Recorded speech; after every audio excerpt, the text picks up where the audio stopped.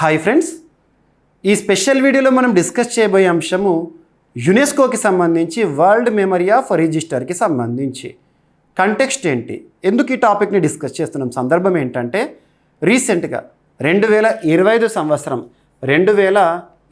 సంవత్సరం April 18th రోజున, April 18th అనగానే మన ఆస్పిరెంట్స్ అందరికీ కూడా డేస్ అండ్ థీమ్స్లో భాగంగా ఒక ఇంపార్టెన్స్ ఉన్న డే గుర్తుకు రావాలి. ఏంటది?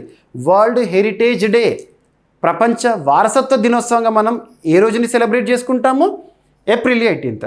ఆ ప్రత్యేక దినోత్సవం రోజున మన భారతదేశ సంస్కృతిలో భాగమైన భగవద్గీతని మరియు నాట్యశాస్త్రాన్ని యునెస్కోకి సంబంధించి ఒక జాబితాలో గుర్తించడం జరిగింది. ఇంటర్నేషనల్ సిగ్నిఫికెన్స్ రావడం జరిగింది. ఆ జాబితా ఏంటంటే world memory of register. World memory of రిజిస్టర్లో భారతదేశం నుండి మన భారతదేశ సంస్కృతికి సంబంధించి రెండింటికి చోటు ఇచ్చారు. మరి వీటి చేరికతో వరల్డ్ మెమరీ ఆఫ్ రిజిస్టర్లో మన భారతదేశం నుండి 14కు చేరింది సంఖ్య. ఆ 14 ఏంటని ఎగ్జామినేషన్ పాయింట్ ఆఫ్ వ్యూలో క్వశ్చన్ రావచ్చు. అంతకంటే ముందు బేసిక్స్. యునెస్కో ఫుల్ ఫామ్ ఏంటి? United Nations Educational Scientific Cultural Organization. United Nations Educational Scientific Cultural Organization. ఈ సంస్థ ప్యారిస్, ఫ్రాన్స్ ప్రధాన కేంద్రంగా పనిచేస్తుంది. ప్రపంచవ్యాప్తంగా మన సంస్కృతి, చరిత్ర, వారసత్వానికి నిదర్శనంగా నిలువుటద్దంగా ఉండే ప్రాంతాలను కానివ్వండి, లేదా కట్టడాలను కానివ్వండి, సంస్కృతులను కానివ్వండి, ప్రత్యేక జాబితాలో గుర్తిస్తూ ఉంటుంది. ఉదాహరణకు యునెస్కో విడుదల చేసే జాబితాల గురించి ఆల్రెడీ మీకు ఐడియా ఉంది. ఉదాహరణ తీసుకుంటే యునెస్కో వరల్డ్ హెరిటేజ్ సైట్స్ అని చెప్పేసేసి, ప్రపంచ వారసత్వ సంపద అని చెప్పేసేసి ఈ జాబితాలో భారతదేశం నుండి చివరిగా దేనికి స్థానం ఇచ్చారు? 2024 సంవత్సరంలో అస్సాం రాష్ట్రంలోని చరాయిదియో మైదమ్స్కి స్థానం ఇవ్వడం జరిగింది. సమాధులు, రాజవంశీయుల సమాధులు. దీని చేరికతో భారతదేశంలో వరల్డ్ హెరిటేజ్ సంఖ్య 43కు చేరింది. ఇక నెక్స్ట్ వచ్చేసి యునెస్కో విడుదల చేసే మరొక జాబితా ఇంటాంజిబుల్ కల్చరల్ హెరిటేజ్ లిస్ట్ అని చెప్పేసేసి, అందులో భారతదేశం నుండి ఇప్పటివరకు 15కి చోటిచ్చారు. ఆ 15లో చివరిగా గర్భా నృత్యాన్ని గుర్తించడం జరిగింది. నెక్స్ట్ ఇంకొక జాబితా యునెస్కోకి సంబంధించి క్రియేటివ్ సిటీస్ నెట్వర్క్ లిస్ట్, సృజనాత్మకత ఆధారంగా నగరాలను గుర్తించడం. ఆ జాబితాలో భారతదేశం నుండి ఇప్పటికీ 8 చోటు పొందినాయి. చివరిగా 2028 అక్టోబర్ 31 రోజున కోజికోడ్, గ్వాలియర్ని చేర్చడం జరిగింది. 8 ఉన్నాయి అందులో. ఇక యునెస్కో మ్యాన్ అండ్ బయోస్ఫియర్ ప్రోగ్రాంలో భాగంగా భారతదేశం నుండి ఇప్పటికీ 12 గుర్తింపు పొందినాయి బయో రిజర్వ్స్. ఇవన్నీ కూడా మీకు ఐడియా ఉన్నాయి, గత వీడియోలో కూడా మనం డిస్కస్ చేశాము. సో ఈ వీడియోలో ఎక్స్క్లూజివ్గా వరల్డ్ మెమరీ ఆఫ్ రిజిస్టర్ అంటే ఏంటి, మరి రీసెంట్గా గుర్తింపు పొందిన ఈ రెండింటి యొక్క ప్రత్యేకతలు ఏంటి, మరి ఇప్పటివరకు ఈ జాబితాలో భారతదేశం నుండి గుర్తింపు పొందిన రిమైనింగ్ అంతకుముందు గుర్తింపు పొందిన 12 ఏంటి, కన్సర్న్డ్ ఇయర్స్ ఏంటో చూస్తే సరిపోతుంది. క్లియర్గా ఎగ్జామినేషన్ కోణంలో చూద్దాము. సో ఇక్కడ అబ్జర్వ్ చేస్తే ఏప్రిల్ 18 ప్రత్యేకత ఏంటి? World heritage day. ఆ రోజున గుర్తించింది యునెస్కో. భగవద్గీత మరియు భరత ముని రాసిన నాట్యశాస్త్రం పురాతన హస్తప్రతులను UNESCO memory of the world రిజిస్టర్లో చేర్చారు. రెండింటిని చేర్చారు ఈ ఇయర్. ఈ చర్యతో ప్రపంచ మానవ చరిత్రకు చెందిన విలువైన డాక్యుమెంటరీ వారసత్వాన్ని రక్షించే ఉద్దేశంతో రూపొందించిన అంతర్జాతీయ ప్రాజెక్టులో ఇవి భాగమైనవి. సింపుల్గా చెప్పాలంటే ఇంటర్నేషనల్ సిగ్నిఫికెన్స్ పొందడం జరిగింది. ఇక UNESCO memory of the world register, UNESCO చేపట్టే ఒక ప్రత్యేకమైన చర్య. యునెస్కో చేపట్టిన అంతర్జాతీయ చొరవ, ఇంటర్నేషనల్ సిగ్నిఫికెన్స్ ఇవ్వాలి కొన్ని సంస్కృతులకు సంబంధించి.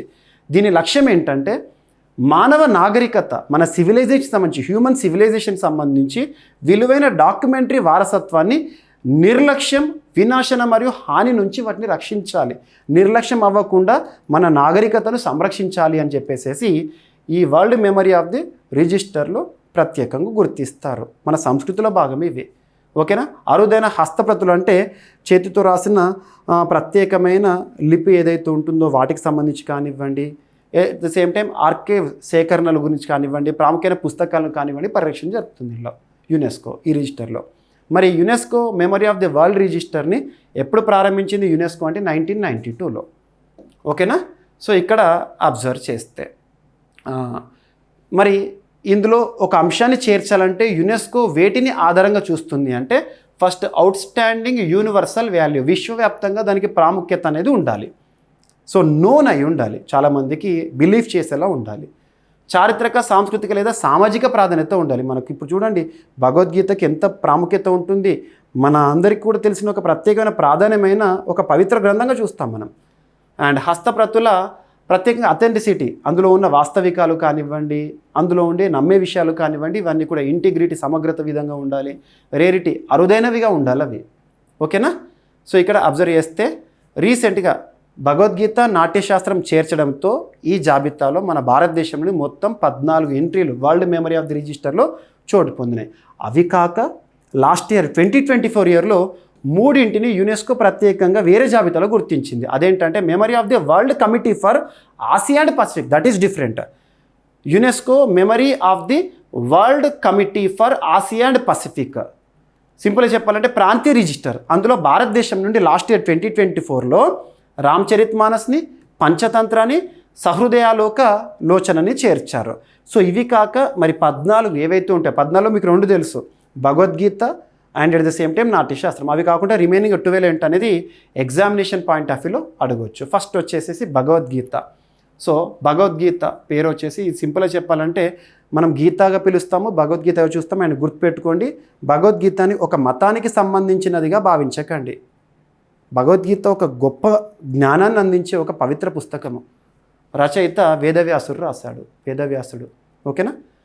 కృష్ణుడు మరియు అర్జుని మధ్య జరిగిన సంభాషణ. సింపుల్గా కృష్ణుడు గీతోపదేశం చేస్తాడు అర్జునికి, అవే ఆ సంకలనాలే భగవద్గీత. 700 శ్లోకాల సంభాషణ. ఇది హిందూ తత్వచింతనకు కేంద్రీభూతమైన ఆధ్యాత్మికత, నైతిక, తత్వశాస్త్ర సంబంధిత సిద్ధాంతాలు వివరిస్తుంది. నెక్స్ట్ నాట్యశాస్త్రం సింపుల్గా చెప్పాలంటే నాట్య కళకి సంబంధించిన ఒక పుస్తకంగా చెప్పొచ్చు. రచయిత భరతముని రాశారు. ఓకేనా? భారతీయ శాస్త్రీయ నృత్యం, నాటకం, సంగీతం మరియు రంగస్థల కళల ప్రాథమిక సూత్రాలు వివరించే ఒక పవిత్ర గ్రంథము. సో ఫస్ట్ భగవద్గీత గుర్తుంచుకోండి, రచయిత గుర్తుంచుకోండి. నెక్స్ట్ నాట్యశాస్త్రం. ఇవి ఈ సంవత్సరం గుర్తింపు ఉంది. ఇవి కాక ఇంకా 12 ఏంటో చూద్దాము. సో ఫస్ట్ వచ్చేసేసి ఐఏఎస్ తమిళ వైద్య రాతప్రతి సేకరణ 1997లో గుర్తించారు. ఈ జాబితాను 1992లో ప్రారంభించారు కదా, ఇది 1997లో. Next Dutch East India company archives ఉంటాయి కదా, వాటిని 2003 సంవత్సరంలో గుర్తించారు.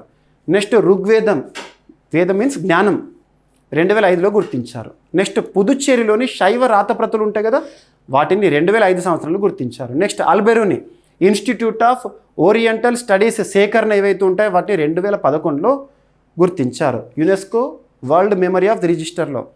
తారిఖే ఖండన్ ఏ తైమూరియా, దీన్ని 2011లో గుర్తించింది యునెస్కో ఈ జాబితాలో. అండ్ శాంతినాథ చరిత్ర, దీన్ని 2013 సంవత్సరంలో యునెస్కో గుర్తించింది ఈ జాబితాలో. నెక్స్ట్ క్షేత్రయ పదాల రాతప్రతి ఏదైతే ఉంటుందో 2015 సంవత్సరంలో గుర్తించారు. నెక్స్ట్ గిల్గిట్ రాతపత్రికలు ఏవైతే ఉంటాయో వాటిని 2017లో. నెక్స్ట్ కాలకాచార్య కథ రాతప్రతి ఏదైతే ఉంటుందో దాన్ని 2017లో. And non aligned movement archives ఏవైతే ఉంటాయో 2023 సంవత్సరంలో.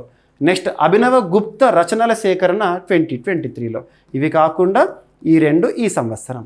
ఓకేనా? ఇక ప్రాంతీయ రిజిస్టర్లో లాస్ట్ ఇయర్ గుర్తింపు పొందిన రామచరితమానస్, పంచతంత్ర, సహృదయలోక లోచన, వీటిని గుర్తుపెట్టుకోండి. ఓకేనా? సో ఇక memory of the world register ప్రపంచ ప్రాముఖ్యత, అసాధారణ సార్వత్రిక విలువ కలిగిన పత్రాల సంకలనం ఇది. 1997 నుంచి 2 ఏళ్లకు ఒకసారి నవీకరిస్తూ ఉంది ఈ జాబితాని. 2017-23 మధ్యకాలంలో నవీకరించలేదు. 2025 నాటికి మొత్తం ఈ వరల్డ్ మెమరీ ఆఫ్ రిజిస్టర్లో సంఖ్య 570కి చేరింది. వీటిలో 2025లోనే కొత్తగా మన భారతదేశానికి సంబంధించి 2 కదా, వాటితో పాటు మొత్తంగా 74ను ఈ సంవత్సరం ఎంట్రీ ఇచ్చారట ఇందులో. ఓకేనా? సో గుర్తుపెట్టుకోండి. ఎస్.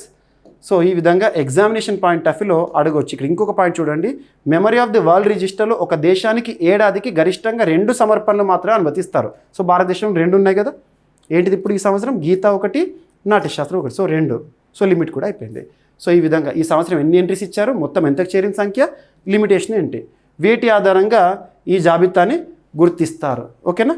మరి భారతదేశంలో ఇప్పటివరకు గుర్తింపు పొందినవి ఏంటి ఈ కంటెక్స్ట్లో చూడండి. ఎగ్జామినేషన్ పాయింట్ ఆఫ్ వ్యూలో ఖచ్చితంగా రావచ్చు. యునెస్కో అంటేనే ఎగ్జామినర్కి మోస్ట్ ఫేవరెట్ టాపిక్. తరచూ యునెస్కో వార్తల్లోకి వస్తూ ఉంటుంది. ఈసారి మన భారతదేశ సంస్కృతిలో భాగంగా వీటి గుర్తించింది కాబట్టి రానున్న యూపీఎస్సీ ఎగ్జామినేషన్స్లో కానివ్వండి, పబ్లిక్ సర్వీస్ కమిషన్ ఎగ్జామినేషన్లో కానివ్వండి, నేషనల్ లెవెల్ ఎగ్జామినేషన్లు ఏవైనా కూడా ఈ టాపిక్ అనేది ఇంపార్టెన్స్తో చూడండి. ఓకేనా? మళ్ళీ కలుద్దాం. Thank you.